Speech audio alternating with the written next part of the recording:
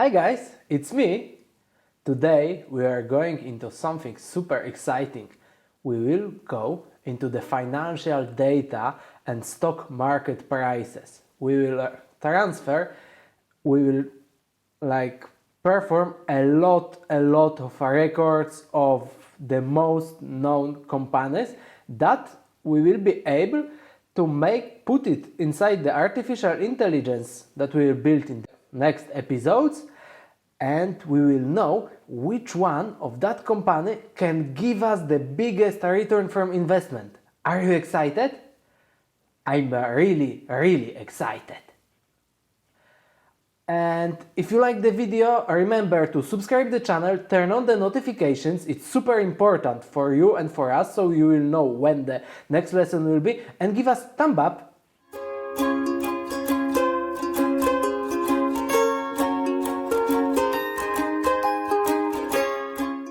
So, I would like to tell you a bit more what we will do today in technical way. We will work with Pandas, we will work with financial data from eFinance, it's the plugin for Python. We will take all of this data, we will change my bit database, and we will put all of this data inside the database that we will be able to use later. Let's start! First, that we need to do is to change the types inside our model. We'll change it from string to date and alt integers to the numeric. So we will be able to use the new database structure. I think it's much better, we will have access to the prices. Next, we need to delete migrations folder and start migration by flaskdb init, flaskdb migrate, and the third one will be flaskdb upgrade. Next, we can create module prices, and inside the folder we will create the prices.py. We will use it today. Later, we need to install all the dependencies that we'll use. First will be eFinance, that will give us access to financial data. The second one will be Pandas. And the third one, it will be Pandas data reader that we will use to handle our data. Okay, now we can start importing all the necessary dependencies that we will need in our module.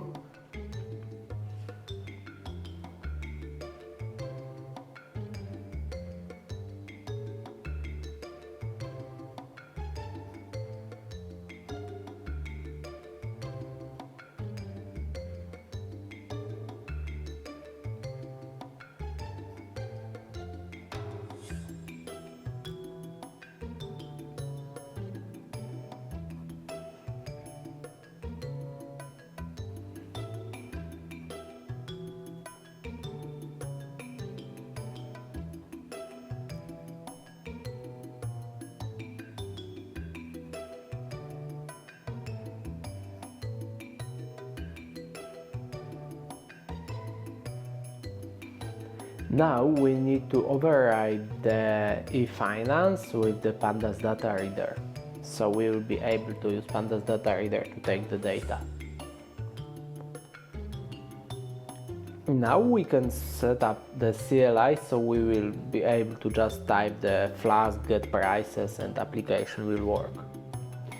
Like we start the function that is assigned to the CLI command. This will be the function get prices. Here in the get prices we will create the list with Nasdaq symbols of the companies that we would like to take prices for. I will not type them manually, I just copied them. I used the 50, the heaviest one from the Nasdaq top 100, but you can use whatever companies from Nasdaq that are interesting for you. If we have the stock lists, we need to iterate through all of them,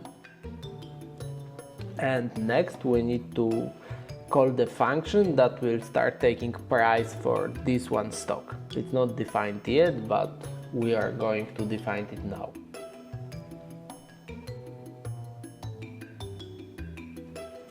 Here we will specify the date, that data range that we would like to take prices for this stock. So we specify it like today days, and the previous date will be like 31 days ago. Oh, here should be minus. I didn't add it, I added like equal sign instead of minus. Like today minus time delta. You can fix it. Now we will start taking data.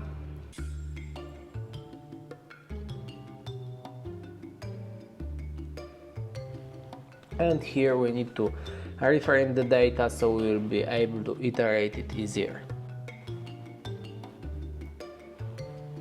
Here we need to create like for loop that will iterate through all of the prices for this one stock. You can take a look how it will be done.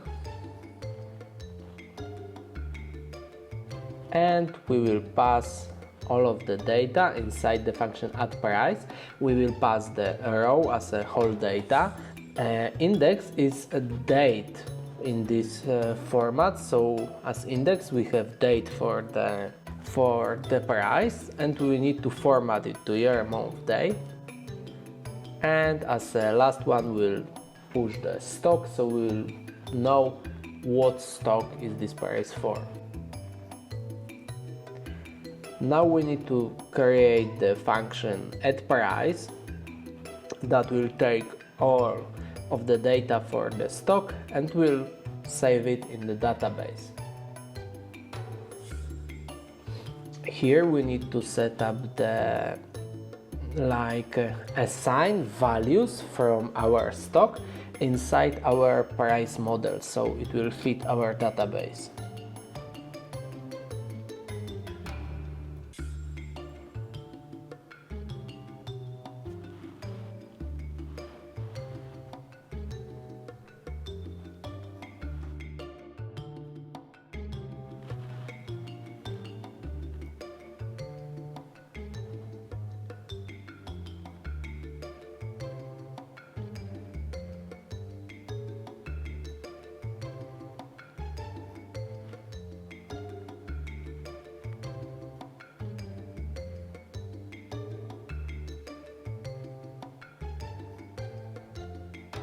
All of them should be capitalized.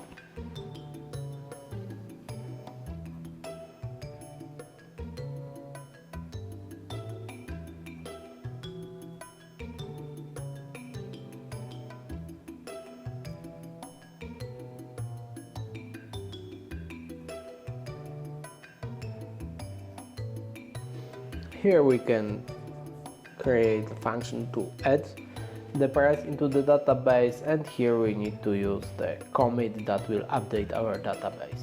It's all in this module. And now we need to import our prices here. We can import just one function so the application will know the file. We can test it now. Let's take a look how it works. Oh, some data was missing in the history. Fine. Let's test it in the database. Yeah, it looks like you have all of the data for the stocks that we are interested. We have data for the price. We have a lot of the prices. Congratulations! Now you have a lot of financial data in your database.